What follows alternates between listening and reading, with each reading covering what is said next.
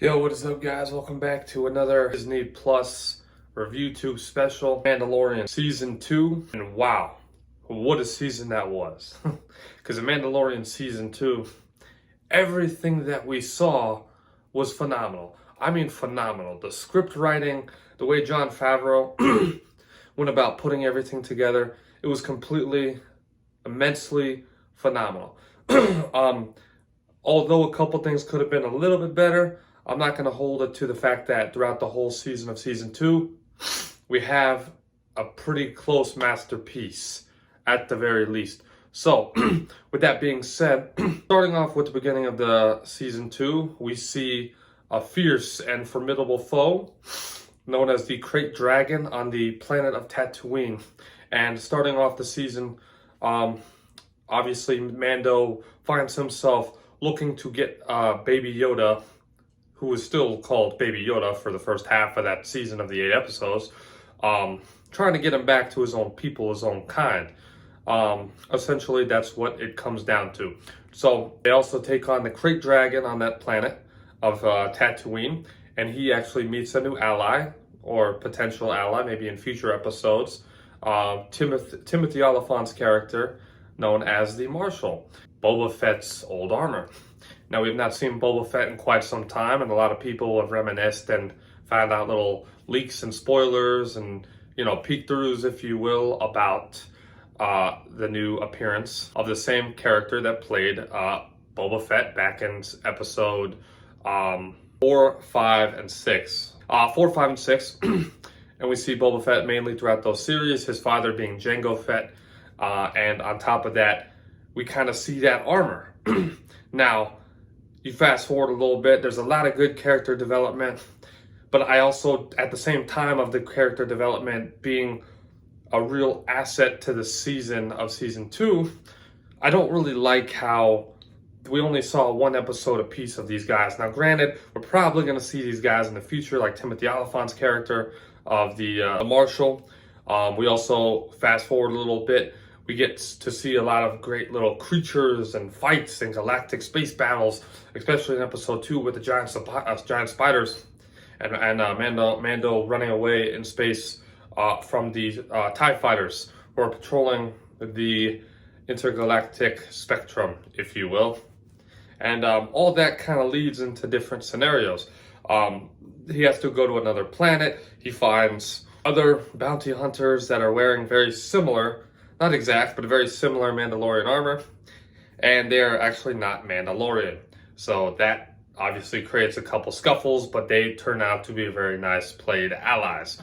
We don't see enough of Moff Gideon in this season that I would have liked. He's the main bad guy. He wasn't destroyed.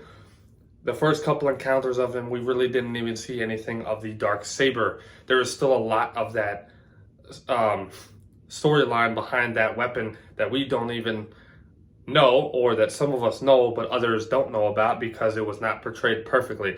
In that regard, I would say certain storylines that kind of fell through might be talked about, might be brought back up in Season 3 after the book of Boba Fett. There's going to be 4 episodes there in 2021 later this year, I believe. So hopefully that's good. And then we'll get a Season 3 of The Mandalorian. Mando has to take Baby Yoda to a planet where he can find a Jedi. Now this Jedi, oh yes, this Jedi is one we've seen very little of. And the white dual blading lightsaber Jedi known as Ahsoka Tano, played by your very own Rosario Dawson. She is a very, very great actress, has done a lot of good works, has been in a lot of good flicks, Netflix, different movies, you name it.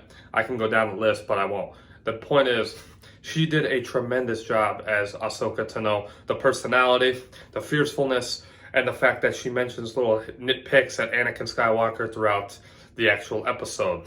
So, at first she seems to be the enemy, but after that, she and Mando are tag teaming when Mando realizes what is really going on that planet. I won't spoil too much for those of you who haven't seen it, but you can expect to see Ahsoka Tano in that episode. It's phenomenal, it's great, and it's force-packed, you already know. Kind of stepping past that, Mando stumbles upon the knowledge that his name, Baby Yoda's name, is actually Grogu. So his name is Grogu. That definitely sounds like a boy name. If I were to pinpoint gender on Baby Yoda or Grogu now, I would probably call him a male. But again, Ahsoka Tano's biggest message towards the end of that episode, kind of in the middle of the season, was let him choose his fate. Because him and Mando have developed a bond. If you break that bond, that could lead to anger, and that could lead to much bigger problematic scenarios and decisions towards the later span of life or middle developing span of what they would acknowledge. And it would break the bond between Mando, and it could potentially turn Grogu evil. We don't want that. So her best point of advice is let him decide. He would go to the planet where there is a stone. Baby Yoda or Grogu can meditate and decide for himself. Now that next couple episodes, or within the next couple episodes, they do just that, and we actually see more of Boba Fett. The original actor returns as Boba Fett. We saw him at a small glimpse of him at the end of episode 1, the Marshal of season 2. You're more than five episodes in, and we're seeing not only a bad guy from season 1, but also we are seeing your very OG Boba Fett, and that has fans on the edge of their seats. We can see that there's a lot. They tag team to protect Baby Yoda because Moff Gideon sends out the Dark Troopers, and those Dark Troopers are trying to attack and kidnap Baby Yoda. That is going to send Mandalorian to go attack him and go chase him down once they can find him. So, with all that being said, there's a lot going on in the season. In my opinion, it's kind of choppy. You go from small chronicle to small chronicle to small chronicle. It's kind of annoying, but you appreciate the little tales that are being told. The Marshal, the little the ice spiders and the TIE fighter fights, the little filler episodes, and you like the big episodes with Ahsoka, and then after that, the big fight, the first real big fight with the Dark Troopers leads into the climatic events. We see a lot of old characters. We see Mandalorian tag teaming with even some of his foes that he had no being tag teaming with, and it's kind of remarkable. It's really heartfelt that you can see him do that because he needs to put aside his differences with some of the other foes, and he can team up with who he needs to team up with to get the job done. Now, with that being the case, he does that. He goes aboard the spacecraft of where Moff Gideon is, and he has a fight with Moff Gideon. He wins. He beats him, but at the same time, he almost loses, and the whole group almost loses in the ship. And not trying to give too much away, not trying to do too many spoilers in this review, but I'm trying to give you guys a sense of renewal that season 2 was almost perfect. And something that really hits home is that final fight scene in the season finale of season 2. We see everybody in one room, Moff Gideon cuffed up, and the Dark Troopers are trying to break in, and that could be the end of Mando and his crew and the other so-called Mandalorians, right? But we also see Boba Fett doing his thing as well, even though I don't think he was as much help as he could have been in that last episode. When all hope seems to be lost, a spacecraft lands onto the ship. Who's in that TIE fighter X-Wing? We don't even know. But you have a sense. Once he gets out, he draws his green lightsaber and starts hacking and slashing all the bad Dark Troopers all around. And that is one of the most amazing scenes that I fell in love with. Was probably one of the best things about 2020. Let's be real here. And it turns out this guy with the green lightsaber, Jediing his way through every freaking black and white scum and Dark Trooper illness, right? The guy under the robe turns out to be Luke Skywalker. Now, not who I wanted it to be, but it was very cool to have Luke Skywalker save the day, and he's going to train Baby Yoda. I think he is going to open. Now, that's kind of what happens he says, Mando says goodbye to Baby Yoda, so, you know, he's asking permission in his own head nod type of way. Can I go? Is it okay? No hard feelings, but there's always love. And Mando swears, I will find you and I will see you again. That is just a heartfelt, saddening goodbye that Favreau had planned and the other scriptwriters had produced to that very point. Now, the CGI was kind of crappy. I'm not gonna lie, the CGI was kind of half and half, but you know, you're trying to bring back a younger Luke, and I understand because Mark Hamill obviously probably would not reprise his role, nor could he, unless it was like an older version. So I don't blame them one bit. They did the best they could with the best that they had. So I understand that, being a little bit leeway there. But like I said, a lot of things unanswered. The Darksaber, Moff Gideon's not actually dead. There's still a lot that can happen.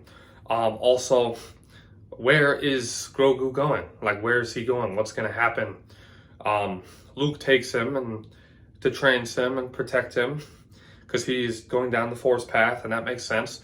But what I see happening is we do get a precise timeline of when this is going occurring. So the fact that Luke is younger, we can already know that this is actually before episode 7, 8, and 9.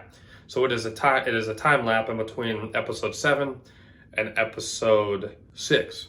The fact that we have that knowledge is very awesome. What I would like to see in the future, for what it's worth, maybe have Luke train Baby Yoda along with other Jedi-capable, Force-empowered children. And then obviously there's one known as Ben Solo, obviously turns into Kylo Ren. So you can probably think about what can follow down that line, and that might be in a long future ahead of us. That might be Grogu's end, unfortunately, and that's going to be sad, but that would be a perfect ending for that. That is more so beyond the point, but going back to the main season, there's a lot to be excited for. There's a lot of empowerment in these episodes. They just don't tie in together that well, and you bounce around a little bit. It's just a little too clingy. It's a little too choppy for my liking. But all in all, they did a great job. I liked where it went to. I liked where it finished. Just, I felt like something was missing compared to season 1. I can't put the tip of my tongue on it, but I just feel like something was missing. But like all in all, it was good enough to get an A-. Now, that's a compliment because a lot of people would have said, oh, A+, you know, but it's an A- because I don't feel like everything in the season was needed. I don't feel like it stepped every boundary as high as it could have, and that's why I'm giving it an A-, not really so much a perfect score. But like I said, we're going to move on to season 3. Season 3 is going to be epic once we get to it, and you can already know I will do a review for that. I'm excited. There's a lot more to talk about, and there's not enough time to talk about it. But breaking down every episode, or everything leading into almost every episode, we kind of hit the nail on the head with the hammer. You guys have a good one and have a safe year. I'll catch you guys on the next one. Peace out.